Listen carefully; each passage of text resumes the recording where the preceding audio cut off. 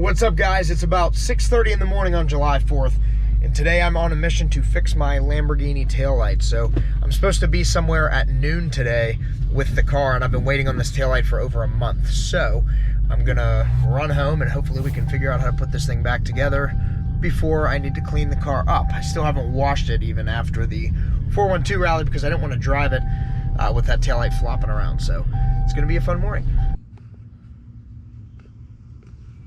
So here we are, guys. Here is the Lamborghini. As you can tell, I already did pull the old taillight out, and the reason for that is last night I got excited and I wanted to see if it was going to be kind of a simple fix, but it's a little bit more difficult than I thought last night, so had to wait till today. You can see where the tab's broken. I'll show you that.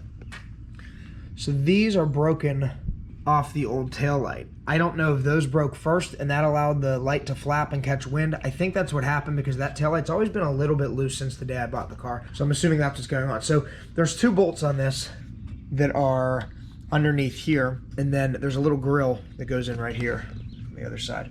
That grill comes out easily, but then the more difficult bolts to get to are in the back here. On this bracket, you can see them poking up a little bit there. So yeah, we got to get those out. In order to do that, we have to pull the wheel off the car and pull the inner fender out. So shouldn't be too big of a deal, but we're gonna get started.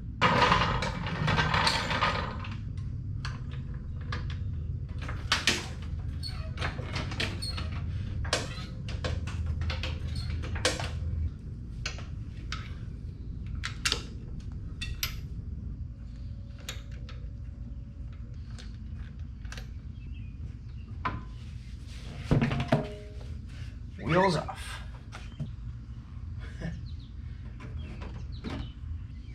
So there are a lot of bolts holding this inner fender liner in. We've got a mix of what looks like an 8mm Torx and Allen wrenches. So some of those bolts that were under there that I thought were gonna need removed didn't. They just hold this heat shielding in place, so all those 8mm didn't really have to come out. And also I didn't realize the fender well splits in half, so you only have to take the back half. Really wasn't that bad. Inside, what we need to get to, not sure if you can see or not on this camera, but that's the sort of the taillight bucket up there. We need to get to the bolts way up there. I can't even see them. So I've worked on a lot of cars, a lot of old trucks. I used to drive a 91 Chevy Silverado that I got for $700. That's all I could afford. One thing that's nice about working on a Lamborghini or some of my old Porsches even, things don't rust. Everything's aluminum and people take care of the car, so at least you're not dealing with that. Success. We got the bracket off. So something that's interesting, this bracket has welded on nuts attached to it.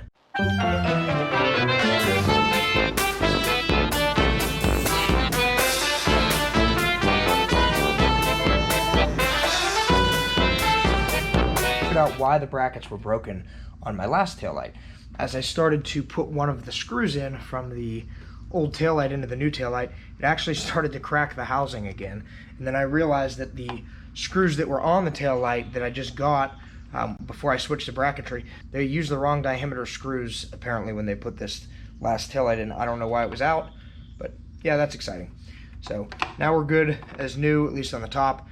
We're gonna see if this bottom will hold up without those in for now, and then I'm going to take it out and come up with something later, but no time for that.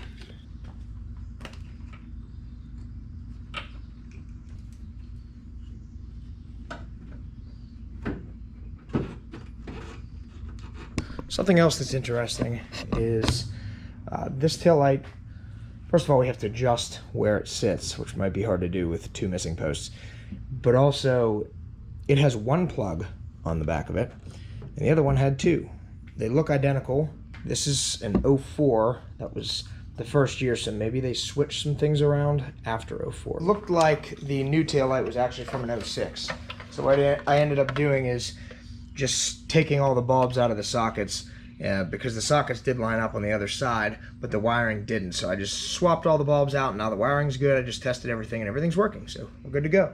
Okay, guys, I am just finishing up with this project. The installation is obviously the opposite of how we took it apart. Now I'm doing the last step, which is torquing up the wheels on the Gallardo. They are 103 foot-pounds, So that's what we've got our torque wrench set to. And that's not that high, so it's not that hard to get to. That's it.